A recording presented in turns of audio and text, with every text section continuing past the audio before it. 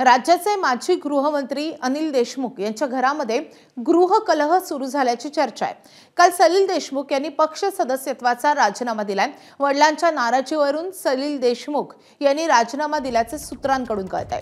काटोल नगर परिषद निवडणुकीमध्ये राहुल देशमुख यांच्या शेकापसोबत आघाडी करू नये असं सलील यांचं म्हणणं होतं। मात्र अनिल देशमुखांनी कार्यकर्त्यांच्या मताला प्राधान्य देत राहुल देशमुखांनाच नगराध्यक्षपदाची उमेदवारी दिली। महत्त्वाचं म्हणजे याच राहुल देशमुखांनी सलील देशमुख यांच्या विरोधात विधानसभेची निवडणूक लढवली होती आणि त्यामुळे वडील आपल्या मताला प्राधान्य देत नाही या भावनेतून सलील यांनी राजीनामा दिल्याचं बोललं जात आहे।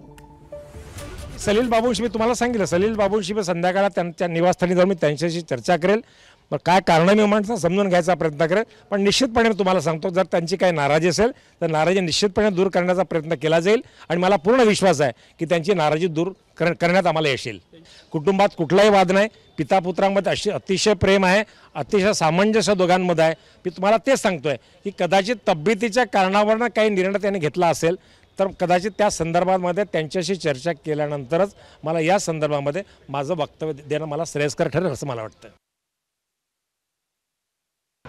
त्यांना राजकारण करताना प्रत्येकाला स्वातंत्र्य असतं, त्यामुळे कदाचित देशमुख साहेबांना काय अडचणी आल्या असतील किंवा त्यांना पुढच्या काही गोष्टी महत्त्वाच्या असतील, त्यामुळे कदाचित काय अडचणी आल्यामुळे त्यांनी तो राजीनामा दिलेला असावा।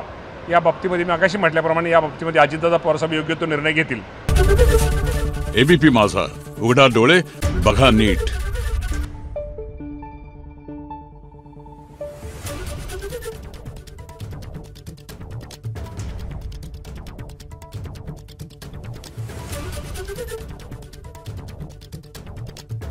Thank you.